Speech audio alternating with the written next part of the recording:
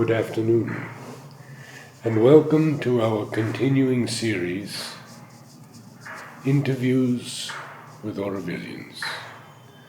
Today I'm honored to introduce you to a very special friend whose readings of Savitri have touched the depths of my soul.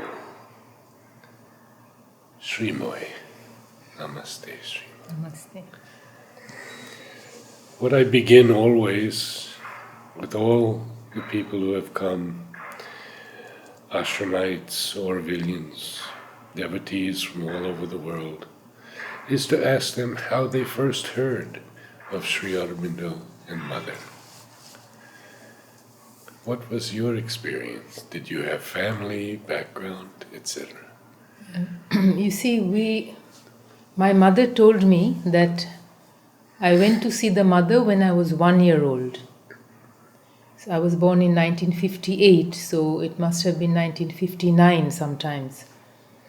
And she said, I went and took a napkin from her. And the reason I came so early is because my grandparents were here from the time of Sri Aurobindo. In the 40s, they were both here. My grandfather passed away quite early, but my grandmother was here till the early 80s or mid 80s. She was still alive, and her name was Manikuntala. And she lived here as an ashramite for all these years. Did they both meet Sri Aurobindo? Did they Yes. have his darshan? Yes, they both did. met Sri Aurobindo. They were accepted as ashramites. In what year, roughly? In the I 40s? never asked In the them. 40s? In the 40s, yes. And did they tell you anything about their darshans with Sri Aurobindo? You know, it never occurred to us to ask. Now I would ask. You know? Yes. Now I would ask. But as children, it's like you take them for granted, and they are there, you go and see them, you do pranam, they are the divine, and that's it. You know, this is how we were brought up. Yeah. And the first time I remember my mother told me to pray to Mother and Sri Aurobindo there was this thunderstorm we were somewhere in Bengal, and there was this terrible thunderstorm, and I was very scared. So she pointed to the picture of Mother and Sri Aurobindo and she said, "You pray to them, nothing will happen to you." So that's what I did, and that was what continued for the rest of my life. You know, I just prayed to them whenever I was afraid or I needed help, and this was like part of life, and we never questioned it. Did you meet Mother? Yes, I met Mother. What year? So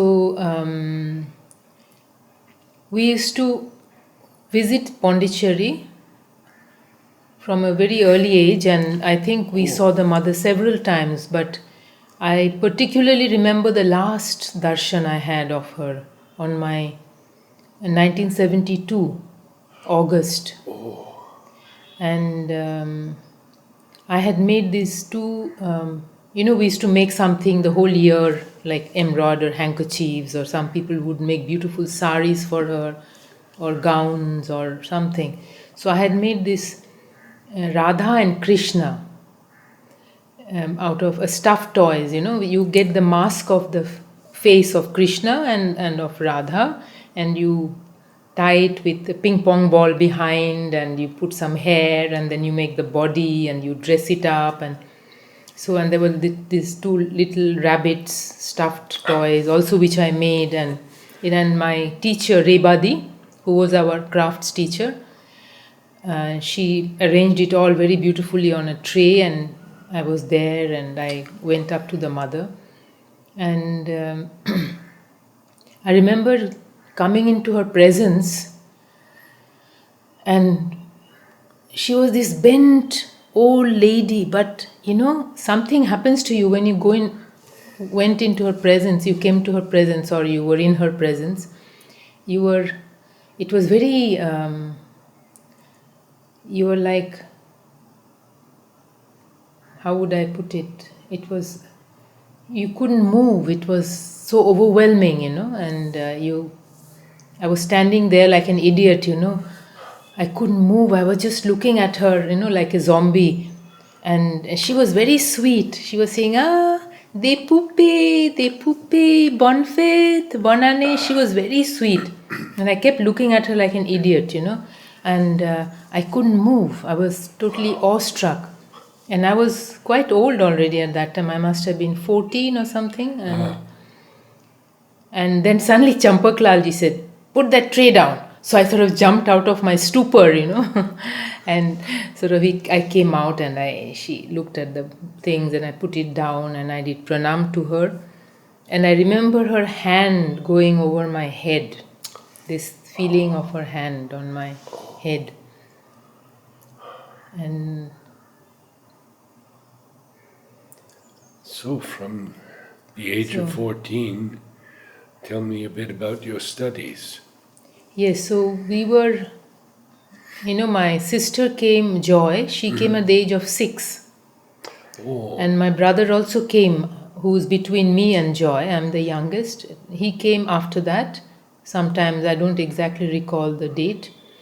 And then I came. I came in 1969. And the story is that mother was asked at least twice whether I could join the ashram school. And I remember the first time she said yes, but they couldn't find a place where I could stay, who would take care of me. So somehow I went back to Calcutta. And in 69, the circumstances were such that my mother herself came over and stayed with all 3 of us, in a house in Pondicherry.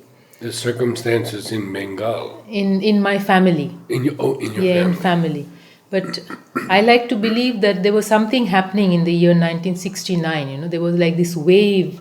All the caravans came from Europe, there was something happening. I think, I like to believe that. I believe there was this force which was bringing more of her children to her, and I somehow took advantage of that I wave. absolutely believe it also.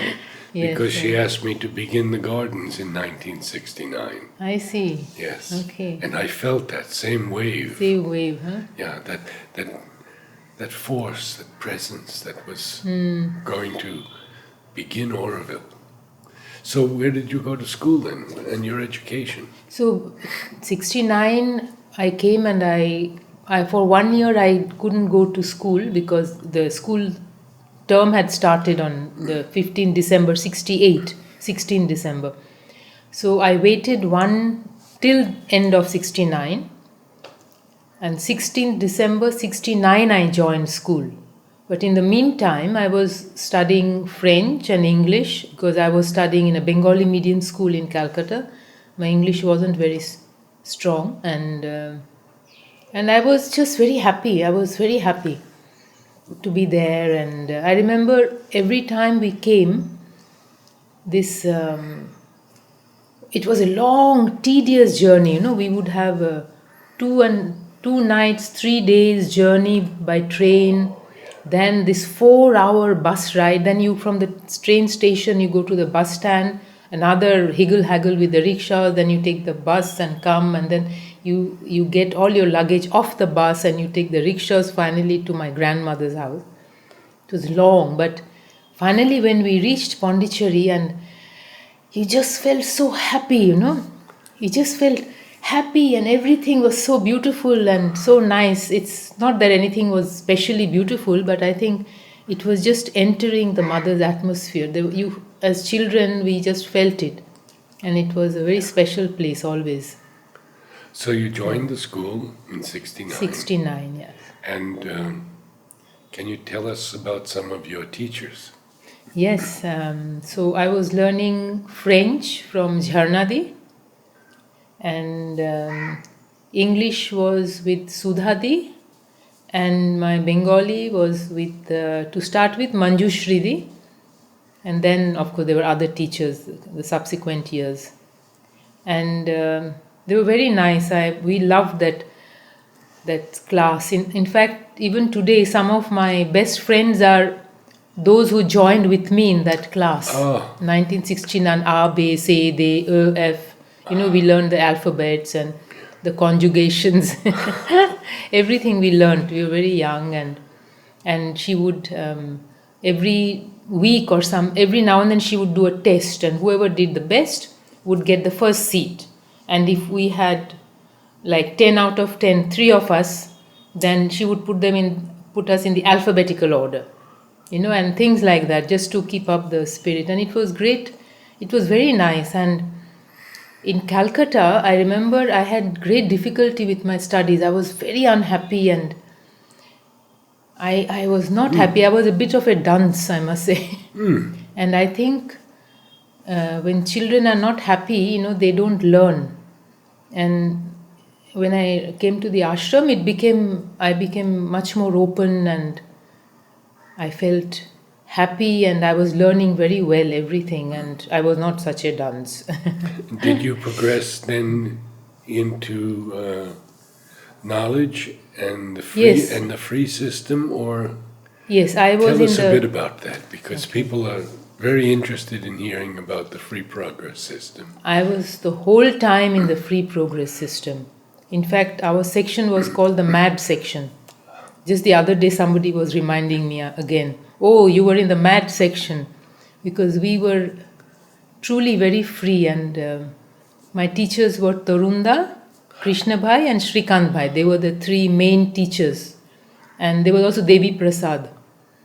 And Tarun of the Tabla. Tarun Tabla, Tabla. yes, the one who played tabla.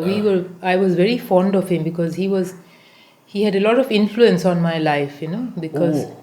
I always say it wasn't my parents who brought me up, it was my teachers who brought me up. And they were there, and in fact, if something had to be done and I was not listening to my mother, she would come and talk to my teacher, and then he would tell me, and then I would do it. It was a bit like that. So Were you old enough to remember Tanmai? yes, Tanmaida was there. Tanmaida section was upstairs. We were downstairs of Tanmaida section. And we had a lot of interaction with Gupi and Tanmaida, and we attended talks, and some of the children from our section went up and did some projects with their, the children of that section, and it was very nice. I always tell, there is only one place in my past where I want to go back, and that's my school. Oh, There's no other place in my past I want to revisit, yes. because you have moved on. But that school was so special, that special atmosphere and that feeling of freedom, and there's so much in front of you to learn, and and that atmosphere, and that happy feeling. Why was your section called the Mad section? Because we were always doing some strange things, like for example, if it was a overcast day, cloudy, and Torunda would say, okay, let's all go out cycling. Instead of staying cooped up in the classroom, let's go somewhere. So we would go out, and sometimes we would toss a coin or something to decide whether to go west, south, or north, and then we would just cycle out. And in those days, there was no traffic, nothing on the roads. Yes. It was very beautiful, and I know. and he used to take botany, so the botany students also used to go out and do some studies, but sometimes it was just an outing, and we would come back by 11:30. We would be back. And did you have any interaction with Kirit? Yes, Kirit Bhai was always there. In fact, in '69 when I came, I went to Kirit Bhai. I don't know, I went all on my own. I was 10 years old. I went to him and told him I didn't speak very good English, and I told him in Hindi, I don't remember, that I want to join the school. So he gave me a form, and then I went home and I filled it out with the help of my mother, I think, or somebody. Then I took it back. He was always very sweet. He was always smiling, And then he said, oh, you must bring now a photo. And then he took the thing, and then I went back with my photo, and he looked at my photo and said, oh, what a nice photo. And he was very sweet, always. then he took it to the mother, and he came back and said, mother said yes, you can join, and that's how it all started. That must have been a special moment for you. Yes, I don't know, I don't specially remember, but I remember doing it all on my own somehow. And my life has been a bit like that. I have done everything a bit on my own, but it's okay. I mean, and he was always there whenever he saw us, wherever he saw us. He always had this bright, beautiful smile for us, full of love, And when he met me after many years, he still remembered me. When he came to Auroville after many, many years, and I called him Joshi Bhai, and then he looked and he said, yes, how are you? And he remembered. What were your major subjects that you loved? So the subjects I studied were English, French, Bengali, literature. These were my main subjects. And I learned a bit of German, I remember, and 1 year I did Italian with Latadi. And so languages and poetry and literature, these were my things, my subjects, my interest. Well, before we get into Auroville, tell me a bit about how Savitri opened to you. So I remember Savitri opened to me in when I was in school, in that MAD section, Krishna Bhai section, and they showed us one day a slideshow on Savitri, Huta's paintings. That's how I was in. I sort of, but when I was looking and my teacher was explaining, it seemed. I remember feeling, of course, yes, it's like I knew about it already. That was my feeling. I remember very clearly. This one I remember clearly. And feeling that, yes, of course, yes, that's how it is. I don't know what that is. So, and that was my introduction. And then sometimes we went to Golconda and they showed us the pictures of the Huta's paintings, which were kept in a special room in Golconda. And the interesting thing about my school was that, the teachers made us think.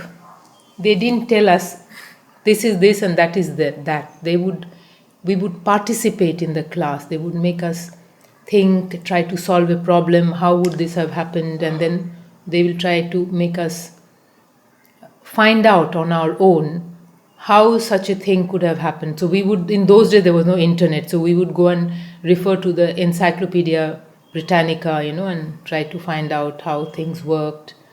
So it was very interesting because of that. Because the classes were very exciting, especially Torunda's class. Oh. Yes, and Krishna Bhai's classes were very beautiful because he introduced us to Mother and Sri Aurobindo. Let's say Mother's works. We were too young to study Sri Aurobindo. Torunda is to tell us a little bit about Sri Aurobindo's works. But with Krishna Bhai, we studied the Entretien, Mother's conversations, because we told him, we don't understand what Mother is saying during the Sunday meditation. We cannot follow her French. So we would study the Entretien in advance, and that's how we got into and it was very interesting. We would sometimes stay over till 12 o'clock, though the school was over at 11:30, we were there till 12, studying, finishing up the Entretien. And he introduced us to other, the education, the book education, all these things I did in the MAD section. It was very nice. And then slowly when I grew up a little bit, I attended Jumurdi's class. She was my favorite teacher. I think I had her for at least 4 years or 5 years. I always took Jumurdi. I was doing English and French literature with her. And then there was Nanditadi, with whom I did Bengali literature. Nandita Chatterjee, So you must have interviewed them. Jumurdis I saw on the YouTube already. Yes. And yes, the classes were very interesting. they all had a big influence on my life, all of them. So, like, my mother passed away when I was 14. Oh, So, I was really on my own. that was And just about when you joined yeah, the... yes, it is 74 January she passed away. So, it was 69 we came, 74 Yes. January she Yeah. passed away.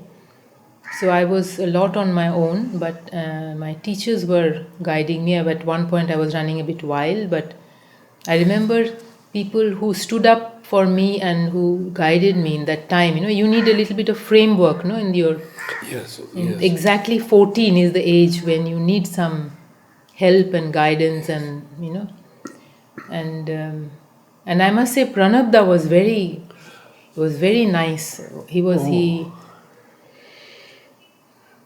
was very nice. He helped me a lot, and Nandita Di was there. She also helped me a lot, Nandita was and they there. somehow took me on the right way. Sort of. The thing is that they respected me as a human being and pulled me into the right direction. You have some recollections of Pranab Yes, yes, very much. that you He can was share he with was a us? wonderful man. You did exercises Yes, with I him? did. You see, as soon as at one point, I hurt my knee. So I was in the exercise group. They used to call our group the what group? The injured group. Ah. So, and he would take we would do asanas with him, and it was very nice. He would be there, and we would do all his asanas. Then afterwards, we would sit and chat with him, and he had this big bullet. So he used to take one of us every Sunday to wherever we wanted to go. Oh. He gave us the choice. So if somebody wanted to go to Mahabalipuram, he would drive there. Oh. And I remember I chose to go to Jinji. And he said, all you have to do is wear full sleeves, take a big hat, bring water. I will take care of everything. So he brought all the food, and he took me to Jinji. He showed me around. He even told me the history, and he had a camera with a tripod. So in those days, you had those The film cameras. film camera which would, you could adjust it and then quickly go and join the person. Right. Time release. Yes, I have pictures with Dada, Ah. and he would quickly come and stand next to me in Jinji, and he. I've never heard that story before. That's so wonderful. Yeah, that's very nice. Yes. And then many years later, I think 2003 or 2, 3, 4, I don't know when it must have been after 2005 or something. I met him, and he didn't remember me. But I told him you had taken me to Jinji. He didn't recollect at that time. But I felt his tremendous presence of this man, When he sat there, I could feel this. Yes. He was such a powerful man, He was really Yes. something. What direction did your aesthetic life take? Art, music, dance? Yes, and so when I was in school from 69, I still have that notebook. My mother took me to Shobhadi, and I was always learning singing with Shobhadi from the beginning. Till the end, I think I was doing Shobhadi program. You've seen her interviews with me? No, you're not. She's No. asked them to be hidden Really? until she leaves, she said. Okay. Yeah, beautiful interviews. So tell me about her. So she was always this very sweet lady, and we learned so many. All my notebook is full of music from her. Ooh. That songs I learned. I still have that. It's crumbling now, the notebook, but it's my precious. And we did programs with her, chorus. I don't remember doing any solos. I was not such a great singer. But then I also did with Sujata Di. There was another Bengali lady, Sujata, not Sujata Nahar. Right. Somebody else who lives in Kurchikupam. I still see the house is still there. I learned Bengali Tagore songs from her. Oh. Yes. I did not do any dance except Garba with Bharti Ban. Every year I did Garba with Bharti Ban. That was great fun. And theater, I wanted so much to do theater, but I was not one of those fortunate ones to get a good role. I was very big and I was very heavy and I was immature, so I was given some small roles here and there. And once somebody joked that, oh, we'll create a special role of an Amazon woman. So, but then what happened after I finished Knowledge, I was working for 6 years in Mumbai. Oh, And I met Veena Pani there. You know Veena Pani Chawla, who opened Adi Shakti. Now it's a big theatre center. yes, certainly. So within a week of my reaching Bombay, I met her. And when I saw her, I remembered her that I've seen her in the ashram because she used to come to ashram. I didn't know her in the ashram, but I remembered her. And with her, I did theatre. And with her, I did dance. Oh. And there in Bombay, I discovered that what I really like to do is dance and theatre. And I was doing some of her productions with her, and I was also working there for 6 years. Yeah. So now you're graduating from Knowledge. You go to Mumbai. How did Auroville happen? So in 1975, my sister Joy, she had finished her Knowledge already 2 years before that, I think, she had finished, and she was an ashramite for a year, and she had chosen to become an ashramite or something like that, and but she left. There was a group of people who left ashram and joined Auroville. To join Auroville, yes. So she was one of them. And already, even before she joined, we used to go to Auroville. We used to go cycle down to some place and early morning, Sunday, and go to utility or some places. We used to roam around. I remember going for midnight meditation on New Year's Eve to the banyan tree with my friend Anandi, Michael Redbeard's daughter, Shanta and Michael. Yes. The younger one. She was a very close friend of mine, and in those days, we just cycled in the night. And we were under the banyan at midnight and we sat there. It was beautiful. And then we cycled back home. I see. Yes. And what about work on the Matrimandir? Did any of you do that? Yes, I did. I did a few times. I went with the school bus with other children, and I did that concreting, whatever they were telling us to do, past the Mamti, stand. Yeah. And we did that a few times. It was. I remember doing that very consciously. I remember telling myself, this is a place, and being able to participate in some way in its construction is a great honor, and I must do it. I told that to myself, and that's why I went to do it. And, so how did you finally decide to become an Aurovillian? Aurovillian, yeah. So in 86, I remember I came back. Even when I left and went to Bombay, I knew that I would come back because I went out because I wanted to know how it is in the world outside. You see, we lived a very secluded, in a rarefied atmosphere which the mother created for us, very beautiful, and we all thrived in it. But you always have this curiosity, what is it, how is it outside? And if you stay on, you have to do the yoga. You don't stay on in the ashram unless you do the yoga. And it's not sincere to just stay on in the ashram and not do the yoga. So I decided, no, I'm not ready to do the yoga. So I went out. But I knew that I will come back. This will be a short term. What did you do in Mumbai? So to start with, I was working in the 5-star hotels, in the front office, because I spoke French. So, but at one point I had enough because they had shifts, so rhythm gets very disturbed, and it's not such a great job. I found Yeah. it's sort of okay, to start with. It sort of looks very glamorous, Yeah. and all that, but it's run of the mill. And then you have all these shifts and the people. You're, I was not very impressed, let's say. So at one point, and then I was Veena Pani was always there, and she was Ah, doing all this theater and all that, and I loved doing that with her. So at one point, I joined what is called the Time and Life books, yes. Time Life Yeah. Oh, books. yes, I remember them very Yeah, well. they were. You have the series of books. So I took up the agency. Like I was, they called us book advisors, but you're actually an agent.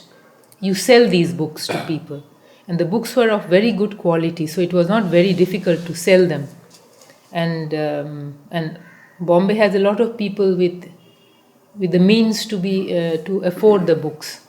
So in my free and flexible time, I used to do that, and actually, the highest income I had was during that time. I see. It was great fun, and in my free time, I was doing dance and theater with Veena Pani. So that was the last thing I did, and at one point, Veena Pani was leaving to go to England to do voice work for 1 year because she wanted to produce Savitri. So she wanted to work on her voice so that when she has the technique, she would teach the actors. So she wanted to make a lot of preparations before she launched into Savitri. So she was going off, and life didn't seem interesting to me, like if I don't have this theater, there's other theater happening in Bombay, but I didn't feel like doing those theater. She did always with an angle of Mother and Sri Aurobindo. Oh, really? Yes. I see. For example, when we did Trojan Women, Euripides, she slashed off the end of Euripides and she took portions from Ilion. So it was great, and then at the end, she used Sunil Das music from Hour of God, right at the end, when the women are, all the men are dead in Troy, and the Greeks come and they're taking all the women away, and Hecuba sort of rises to this height, and then all the lines she says are from Ilion. And then you have in the background Sunil Das music. So it was so nice for me to do plays like this, to work on things like this. And we worked for months on the Chow style, it's a martial dance from Odisha. The whole play was a stylized play. Oh, We never stood. We were always in this Chow posture, this called a Chauka. yes, yes. So I was in the chorus, and everybody except Menelaus, the only man in that whole. There were two. There was the messenger and there was Menelaus. They are the two male characters. Otherwise, it's all women. They stood because they were Greek somehow. It's that mind which comes in. Yes. So she went to study Yeah. voice. Yes, she went to study voice, and then I felt, what do I do in Bombay? I just didn't feel like staying there, so I came back. And when I came back, I was looking for work, and I must tell you this very interesting story. I didn't know, should I go to Auroville, should I stay in the ashram? Go to Auroville, and I was in two minds. I couldn't decide. So I thought, okay, solution. I go to Champaklalji and I ask him. Whatever he says, I will do it. Oh, So I go and I wait in the corridor, take an appointment, and I wait. And he didn't speak those days. So I remember going and doing pranam to him, and whatever we asked, he would reply with. So I asked him, Champaklalji, where should I go? I cannot decide. Should I stay in the ashram and work, or should I go to Auroville? So he writes and he gives me. And what is written? He says, wherever your aspiration for the divine is more, go there. It's beautiful, no? Yes. But the ball was back in my court. yes, yes. It's yes. like my decision. Yes. So then finally, I got a job on a farm, called Udayan, and where my ex-husband was, he was in charge of it, So Was he this, needed was this some off the assistant. main road? Yes. I know it very well. Yeah. Yes, I knew both. There were two men there, as I remember, on that farm. There was Now I can't remember the names. Igor. Igor? But he was alone, I think. I don't know if there Well, was maybe somebody he else. was alone at that time. You know, Hope. It is close to Hope. I know Hope, yes. Yeah, very close well, to yeah, Hope. yeah. So he needed an assistant. So I went Oh. to work there, and after 1 year, we got married. And then we were living together for 9 years. We had the two daughters. My two daughters are from him. Oh, And they were born and brought up in Auroville.